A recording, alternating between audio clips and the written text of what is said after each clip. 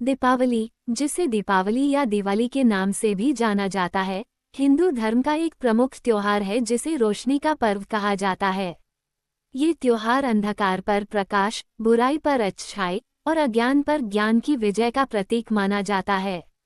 दिवाली का उत्सव मुख्य रूप से भारत में मनाया जाता है, लेकिन यह नेपाल, श्रीलंका, मलेशिया, सिंगापुर और दुनिया के अन्य हिस्सों में भी धूमधाम से मनाया जाता है जहां हिंदू धर्म के अनुयायी हैं।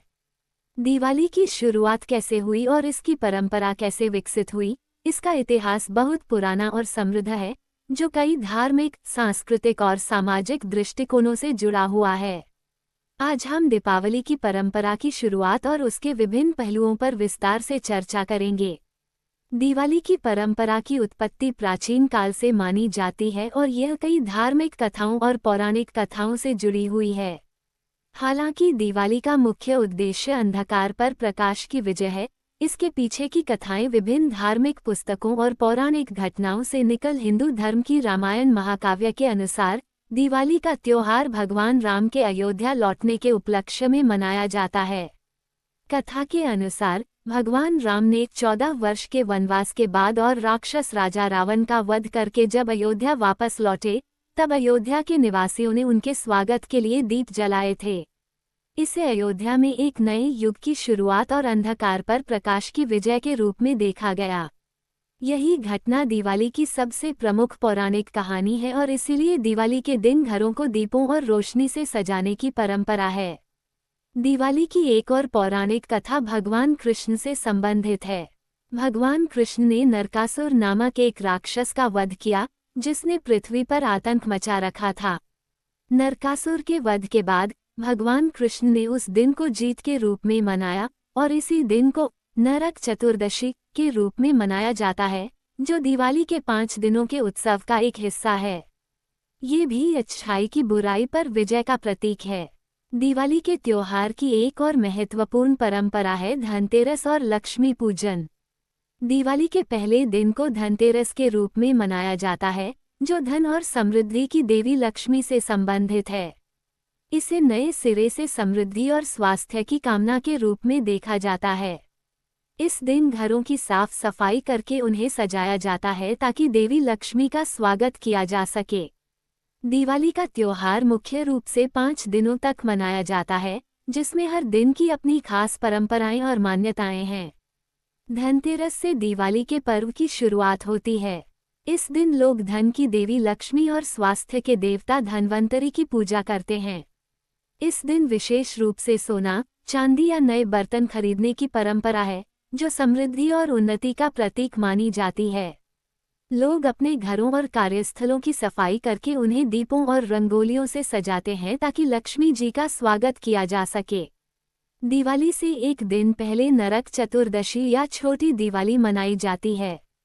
इसे नरकासुर वध के रूप में भी जाना जाता है, क्योंकि इस दिन भगवान कृष्ण ने नरकासुर नामक राक्षस का वध किया था। इस दिन लोग अपने घरों की सफाई करते हैं और दीप जलाते हैं ताकि घर में सुख और शांति का वातावरण बना रहे। इस दिन लोग सुबह जल्दी उठकर तेल स्नान करते हैं और इसे पवित्रता और स्वास्थ्य के लिए शुभ माना जाता है। दिवाली का मुख्य दिन लक्ष्मी पूजन का होता है। इस दिन लोग देवी लक्ष्मी की पूजा करते हैं और धन, समृद्धि और वैभव की कामना करते हैं। घरों और कार्यस्थलों को दियों, मोमबत्तियों और रंगीन रोशनी से सजाया जाता है। रात में देवी लक्ष्मी और भगवान गणेश की पूजा की जाती है। पूजा के बाद आतिशबाजी करने की परंपरा भी है, जिसे बुराई के नाश और उत्सव के रूप में देखा जाता है। दीपावली के अगले दिन गोवर्धन पूजा या अन्नकूट मनाया जाता है। इस दिन भगवान कृष्ण द्वारा गोवर्धन पर्वत को उठाने की कथा को याद किया जाता है। ये दिन प्रकृति की पूजा और कृषि की समृद्धि के लिए समर्पित है। इस दिन विशेष रूप से अन्नकूट विभिन्न प्रकार के पकवानों का आयोजन होता है और मंदिरों में भगवान को अर्पित किया जाता है। दीपावली का अंतिम दिन भाई दूज के रूप में मनाया जाता है। इस दिन बहनें अपने भाइयों की लंबी उम्र और सुख समृद्धि की कामना करती हैं। भाई अपनी बहनों को उपहार देते हैं और उनके प्रति अपने प्रेम और स्नेह का इजहार करते हैं। ये त्योहार भाई बहन के रिश्ते की पवित्रता और स्नेह का प्रतीक है। दिवाली केवल एक सांस्कृतिक और सामाजिक उत्सव ही नहीं है, बल्कि इसका धार्मिक महत्व भी बहुत अधिक है। हिंदू धर्म के अलावा जैन धर्म और सिख धर्म में भी इस त्योहार को बड़े उत्साह से मनाया जाता है। जैन धर्म में दिवाली का दिन भगवान महावीर के निर्वाण मोक्ष का दिन माना जाता है। जैन धर्म के अनुयायी इस दिन को महावीर स्वामी के अंतिम उपदेश की स्मृति में मनाते हैं। वे इसे आत्मज्ञान और मोक्ष प्राप्ति का दिन मानते हैं। सिख धर्म में दिवाली को बंदी छोड़ दिवस के रूप में मनाया जाता है। ये वह दिन है जब सिखों के छठे गुरु हरगोबिंद सिंह मुगलों की कैद से मुक्त हुए थे। उनके साथ 52 अन्य राजाओं को भी कैद से मुक्त किया गया था और यह घटना सिख समुदाय के लिए अत्यंत महत्वपूर्ण है। समय के साथ दिवाली की परंपराओं में भी बदलाव आया है। आजकल दिवाली न केवल धार्मिक या पारंपरिक दृष्टिकोण से मनाई जाती है, बल्कि यह एक सामाजिक और आर्थिक उत्सव बन गया है।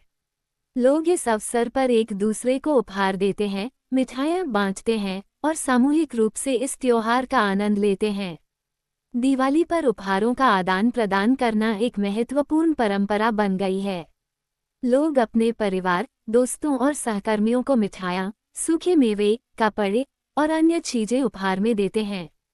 इसे आपसी संबंधों को मजबूत करने का तरीका माना जाता है। दिवाली पर आतिशबाजी की भी एक परंपरा है, जिसे लोग बड़े उत्साह से मनाते हैं। हालांकि पर्यावरण प्रदूषण को लेकर हाल के वर्षों में इस परंपरा को लेकर चिंताएं बढ़ी हैं और कई स्थानों पर आतिशबाजी पर प्रतिबंध भी लगाए गए हैं। लेकिन फिर भी आतिशबाजी दिवाली के उल्लास का एक महत्वपूर्ण हिस्सा है। आधुनिक समय में लोग दिवाली को पर्यावरण के अनुकूल तरीके से मनाने पर भी जोर देने लगे हैं। मिट्टी के दिए जलाने, कम धूम्रपान करने वाले पटाखे और कागज के सजावटी सामानों का उपयोग करने की प्रवृत्ति बढ़ी है। इससे पर्यावरण को कम नुकसान पहुंचता है और प्राकृतिक संसाधनों का संरक्षण होता है। दिवाली की परंपरा सदियों से चली आ रही है और इसका महत्व विभिन्न धार्मिक, सांस्कृतिक और सामाजिक दृष्टिकोणों से जुड़ा हुआ है। ये त्योहार न केवल हिंदू धर्म के अनुयायियों के लिए, बल्कि जैन, सिख और बौद्ध धर्म के लोगों के लिए भी